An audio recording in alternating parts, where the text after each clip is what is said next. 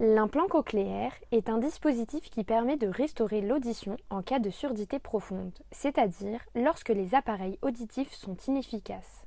Tout de même, il faut que le nerf auditif du patient soit fonctionnel.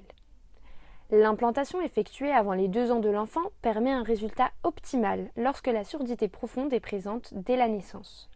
Cependant, l'implantation peut se faire à tout âge dans le cas d'une surdité acquise au cours de la vie. Dans cette vidéo, nous vous présenterons le parcours chirurgical du patient implanté cochléaire qui suit 3 phases. La période préchirurgicale, l'hospitalisation et la période post-chirurgicale. On va faire un bilan audiométrique, donc avec l'appareil, qu'est-ce qu'il entend? Un bilan orthophonique, limité chez le bébé quand même, un bilan psychologique et puis voir un bilan avec la famille et surtout un bilan aussi anatomique avec une IRM scanner pour savoir si l'enfant a une oreille normale, une cochlée dans laquelle on va pouvoir mettre l'implant et puis s'il a des nerfs de l'audition aussi. Ça arrive qu'un enfant n'ait pas de nerfs auditifs. Plusieurs mois, quoi. En règle générale, en moins d'1 an, quand même, c'est réglé. Mais ça dépend vraiment des délais, de tout ça. Et puis de la réflexion du patient aussi. Hein. Les patients ont besoin de réfléchir, d'en reparler avec leur famille, avec leur médecin traitant ou autre, avec leur ORL. L'implant reste un super appareillage. On enlève l'implant, on n'entend plus. Hein. Donc il faut toujours avoir une béquille. Donc ce sont des enfants, des adultes qui sont en lecture labiale souvent. Et des enfants qui peuvent faire des signes. Où le LPC, c'est un langage que certaines orthophonistes connaissent. C'est-à-dire, en fonction de la position, en fonction de la forme de la main et de la position autour de la bouche, ça permet de coder les syllabes. Et ça aide énormément. Le patient reste à l'hôpital entre 24 heures et 72 heures.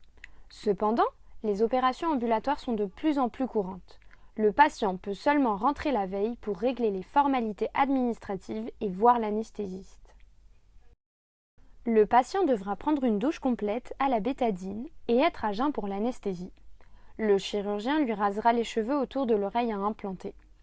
Si le patient prend des médicaments qui fluidifient le sang, il devra arrêter son traitement 10 jours avant l'opération. Il s'agit d'une intervention chirurgicale qui dure entre 2 et 3 heures et qui requiert une très grande minutie. Après avoir pratiqué une petite incision derrière l'oreille, le chirurgien perce un trou dans l'os pour rejoindre l'oreille moyenne, puis un minuscule trou de 1 mm dans la fenêtre ronde de la cochlée. Avant tout, faisons un petit point sur le fonctionnement de l'oreille. Le son traverse d'abord le conduit auditif situé en bleu sur le schéma, puis le tympan représenté en violet, avant d'arriver à l'oreille interne. L'oreille interne est constituée de la cochlée localisée sur le schéma en forme d'escargot. C'est cette cochlée qui capte les sons et les transforme en signal nerveux. Ces signaux nerveux sont transmis au cerveau par le nerf auditif situé au centre de la cochlée. Parlons maintenant de l'implantation cochléaire. L'implant est constitué de 2 parties extérieures teintées en bleu sur le schéma. Il y a un microphone associé à un processeur vocal qui sont placés autour de l'oreille au numéro 1. Le processeur vocal réceptionne les signaux sonores et les codes avant de les envoyer à une antenne aimantée sur la tête. La partie interne de l'implant cochléaire est représentée en vert sur le schéma. Le chirurgien place un récepteur en face de l'antenne aimantée. Ce récepteur est rattaché à un stimulateur qui, lui, est installé derrière l'oreille, sous le cuir chevelu. Sur le schéma, ces 2 derniers sont indiqués par le numéro 3. Après avoir reçu les sons extérieurs, le stimulateur peut les envoyer aux électrodes représentées au niveau du numéro 4. Ces électrodes sont regroupées dans un faisceau qui est placé délicatement dans la cochlée pendant l'opération.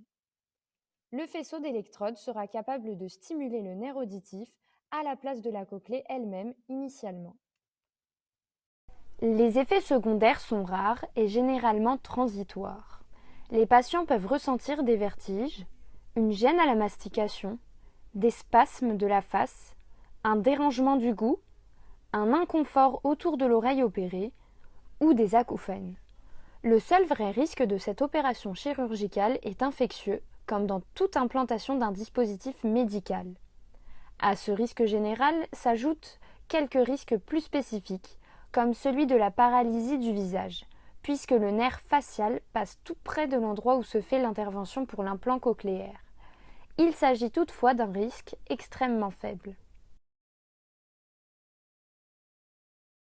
Un bandage extrêmement serré est posé après l'opération pour prévenir tout hématome. Selon les centres, ce bandage doit être conservé 1 à 2 jours, puis est remplacé par un bandage moins serré ou bien par un simple pansement qui est recouvert d'une résille. Environ 10 jours après l'opération, on retourne à l'hôpital pour faire enlever les fils ou les agrafes. La cicatrice longe le dessus de l'oreille sur environ 15 à 20 cm. Pour ceux qui ont les cheveux longs, la cicatrice sera invisible puisque les cheveux du dessus la couvriront et ceux du dessous donneront l'impression d'une chevelure normale. Après l'implantation, il est surtout vu au départ par le chirurgien, quoi. 3 semaines après pour voir le pansement, pour voir tout ça. L'activation, c'est 1 mois et demi après en règle générale. Première activation, puis après il est vu régulièrement, puis au fur et à mesure il est vu tous les ans. Moi, dans le cadre de Kervesa, le centre qui accueille des enfants avec surdité, je les revois souvent plusieurs mois après, ils ont déjà été activés, puis on fait les tests auditifs, on voit comment ça se passe avec l'implant, voilà. Est-ce qu'il commence à sortir sa voix, est-ce qu'il entend mieux, ils entendent toujours mieux, mais voilà, on évalue et on refait les tests. Tant que les agrafes ne sont pas retirées, il ne faut pas se laver les cheveux. Il est conseillé de ne pas exposer son oreille à l'eau le mois suivant l'opération et d'attendre 2 mois pour mettre la tête sous l'eau. Au contact de l'eau, le processeur devra être retiré. 1 semaine après l'opération, un enfant peut retourner à l'école et un adulte peut reprendre la conduite. Il est déconseillé de prendre l'avion ou de faire du sport dans le mois qui suit l'opération. La reprise d'un sport de combat ou violent est peu envisageable. Pour ce qui est des examens médicaux, il n'y a pas de contre-indication pour le passage d'un scanner. L'avis du chirurgien doit être demandé pour passer une IRM.